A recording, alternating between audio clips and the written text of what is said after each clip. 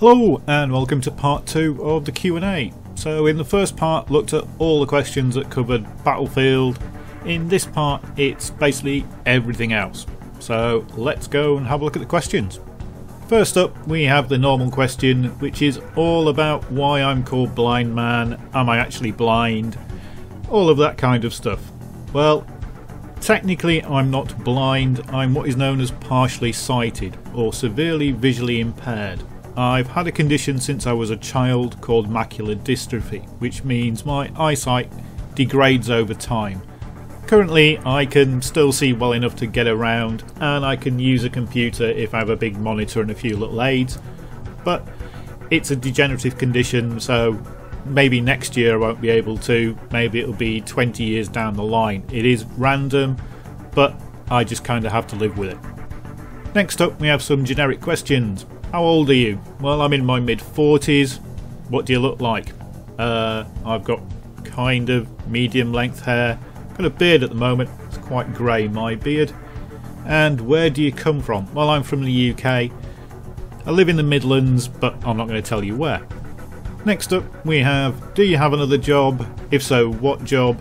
What was your dream job? And what did you study to become? Well, I'll start with the studying. I have 2 degrees. I have a degree in computer science and I have a degree in internet technologies. Got my computer science degree basically when I left school, went to university. When I got my degree I worked as a programmer on database systems, then a systems analyst, then a senior systems analyst, where basically I looked at systems and designed databases for them. But then my eyesight meant that I couldn't really do that anymore, because in those days it was all small monitors and text-based systems, so it wasn't very graphical and it wasn't very easy for me to do, and I suffered a lot of migraines and eye strains and that kind of stuff. So I left that job, went to university again, studied internet technology course, and then basically discovered that nobody would employ me because of my eyesight. My dream job. I guess my dream job at the moment would be working with games companies and telling them how they can make their games more accessible to partially sighted people. Battlefield has actually gone a long way by letting you change the size of the mini-map now and the reticles and that kind of stuff, but they could do a lot better. Things like the menus. You can't increase the size, there's no font size options on things like menus. That would be kind of nice. So that would be my dream job. Next is a question I get asked a lot. Are you going to reveal your face? Well, I have, and you missed it. So on one of the competition videos, not the last one, the one previously which was for the copies of Hardline and the t-shirt, there was a face reveal right at the end of the video. I made it look like an album cover and it was about 5 seconds long. It sat there. Nobody spotted it. So yes, I have done a face reveal on the channel, you just missed it. I am going to the EGX Expo in Birmingham. That's the UK Birmingham, not the American Birmingham. So I might tweet what t-shirt I'm wearing every day, so you could find me if you're going to EGX, but it would be a long shot if you did manage to find me. The next set of questions are all about how I started YouTube, who inspired me, how long have I been doing it, do I like it. So I started YouTube, well, the first time was about 3 years ago when I did a few little guide videos that were aimed at my friends to show them how to light a nether portal in Minecraft without using a flint and steel. You had to do it with lava. So I did those and then didn't do anything else for another couple of years. So the channel really started when the Battlefield 4 beta came out, and I did some videos just as an experiment really, to see how you did the recording, how you put videos up. They're all still up there. They've got about 50 views each, I think. So that's how I started. No one really inspired me to make YouTube content. It was originally just because I couldn't find the guides and the content that I wanted. So I couldn't find decent guides to Minecraft. And then when I was trying to do Battlefield 4 assignments, I couldn't find any decent videos on those, so I decided to make some. Next question is, what is my most memorable video? There's a couple of answers to this one. I guess my first guide to lighting a nether portal. I put that video up and it just went crazy really. So that video now has 160,000 views, and it's filmed in some free software that still leaves a watermark on it. I can't even remember what it's called now. It doesn't have any narration on it, it just has text on the screen telling you what to do. But 160,000 views, and when I started watching that going up through the views, well, I guess most people would have then gone, right, I shall do a Minecraft channel. I just threw it away for 2 years and didn't do anything with the channel.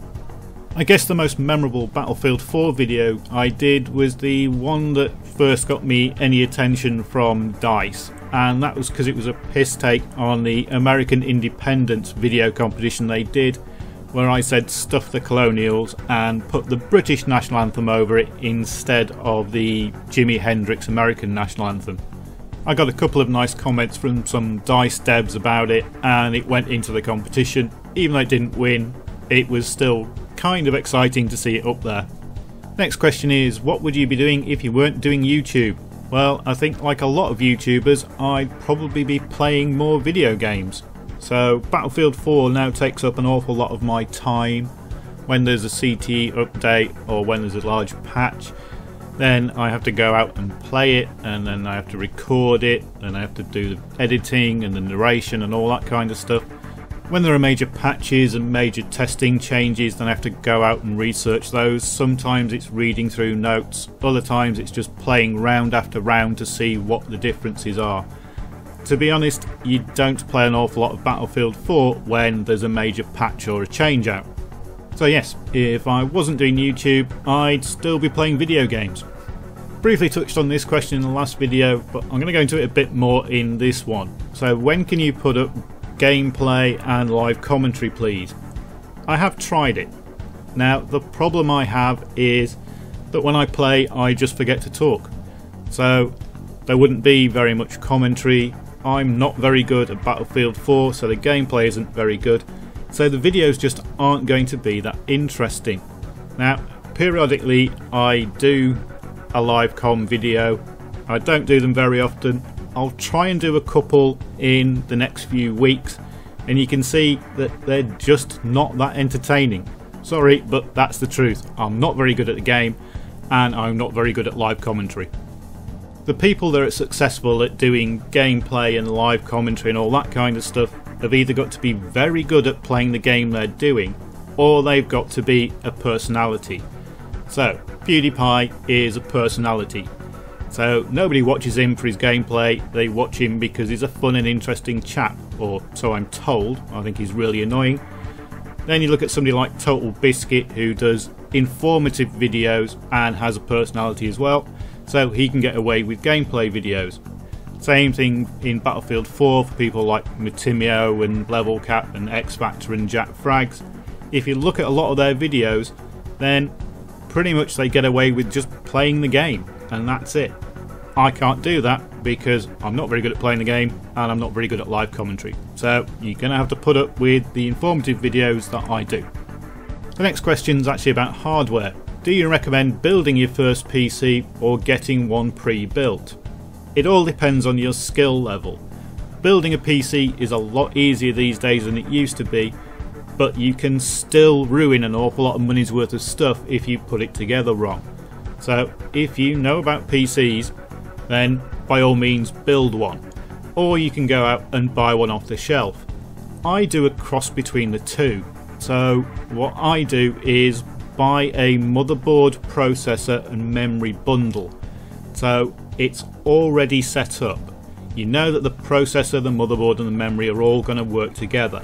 They usually come with some basic cooling as well. Then all you need is a case and drives and that kind of stuff. So that's how I built the PC that I'm using now. I picked out a case, picked out a bundle I could afford, and then bought all the hard drives and all the peripherals to go with it. It's still quite a complicated process, particularly if you want advanced graphics cards and if you want to overclock. Once you start getting into things like water cooling and putting multiple graphics cards into a PC, you then have cooling issues with that as well. So it's not an easy process. There are a lot of places online where you can just go in, order all the parts and somebody else will build it for you. if in doubt, get somebody else to do it. Next question is also hardware related, and it's what headset do you use / recommend? Well, the ones that I use are, I have a Razer Kraken 7.1 Chroma, and I have a SpeedLink Medusa NX. So it depends what you want the headset for. If you want a headset to record vocals for videos, do not buy a gaming headset. You can do a lot better buying something like a Microsoft Skype headset. They've got much better microphone qualities than any of the gaming headsets, and they're really cheap.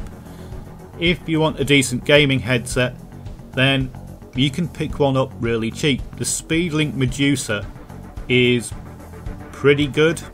It's not the most solidly constructed thing, but they work fine for gaming. The only reason I have the Razer Kraken Chroma is because that's somewhere in the middle. It's got a pretty good microphone on it, so the quality's a bit better. But for normal gaming, I wouldn't recommend buying an expensive headset. They're just not worth it. A stereo headset with an OK microphone will do you fine for gaming. All this 7.1 and 5.1 stuff really doesn't work that well. Next is a bizarre question. Did you watch the Avengers Age of Ultron? If you did, what is your opinion on it? My opinion on Avengers Age of Ultron is it's not as good as the first Avengers film. They crammed too much stuff in it. I'm not going to give any plot spoilers away, but the Hulk storyline was bloody awful. Yeah, not as good as the first one. That's my opinion on Avengers Age of Ultron. Not in the question, but the best film I've seen this year, Mad Max Fury Road. That was ace. The next couple of questions involve what other games do I play, and am I going to put out videos for other games. So I like to play games that I feel I'm getting my money's worth from. So I've got things like Skyrim, Fallout New Vegas, Half-Life, Fear. I really like those kind of games, something that takes you a while. Wolfenstein New Order is probably the best recent game that's been out. I've got Wolfenstein The Old Blood. That's loaded on my PC. I've got H1Z1 on my PC as well. Got all the Battlefield games. Occasionally play Hardline, but not very often. So I like things that give me my money's worth. Stuff like SimCity, things you can just play for hours and hours and hours. Minecraft is a really good example of that. You can just sit there and play it for hours, have fun, and you're getting your money's worth. It's one reason why I like multiplayer shooters, because you can play them for hours. Once you've bought it, you can just play it and play it and play it. It's one of the disappointments that's been around recently is, for me, there just aren't any good first-person shooters, not multiplayer anyway. Battlefield 4 is still, after all this time, my favourite multiplayer shooter that's out at the moment. Wolfenstein is probably the best single player shooter that's been out in recent years. It's a bit of a dirge really for shooters. We seem to get a lot of shooters that want to be the next great competitive thing, or we get things like the latest CODs and, oh god, what was it? Stupid fly thing with robots, can't remember, that want to be different. Being different is fine, but you've got to be good as well, and recently we just haven't had any good ones. So the only games you're going to see on my channel are games that I actually enjoy playing. I'm not going to do a lot of videos about things that I don't enjoy. That's why Call of Duty lasted 3 or 4 videos, because I thought the game was awful. And talking of Call of Duty, the next question is, are you excited about Black Ops 3? No. Once bitten, twice shy. Got excited about the last one. Turned out to be just as awful as the ones that have been before. Black Ops 2 was okay. Black Ops was really good. Black Ops 3, I just don't trust them to do a decent job on it. So I'm not going to buy it until I've seen some reviews for it. And the next question is about CounterStrike. Do I play it? Will I do videos on it? No, I don't play CounterStrike. I really don't like it. It's a horrible hit scan game. Everybody says, ooh, the netcode on CounterStrike is really good. Yes, you can do really good netcode if all you're doing is hit scanning. As long as your crosshairs are over the target, you're going to hit them. It's not a very good game as far as I can see.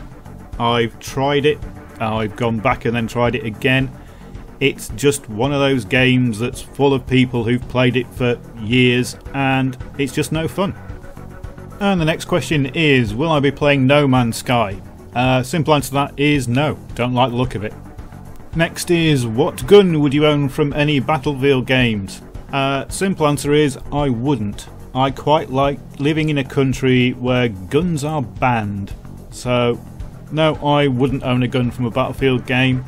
I guess if it was some kind of zombie survival end of the world thing, then M416. And that's it, that's all the questions gone through. Sorry if I missed any, but I think I got them all. And thanks for watching.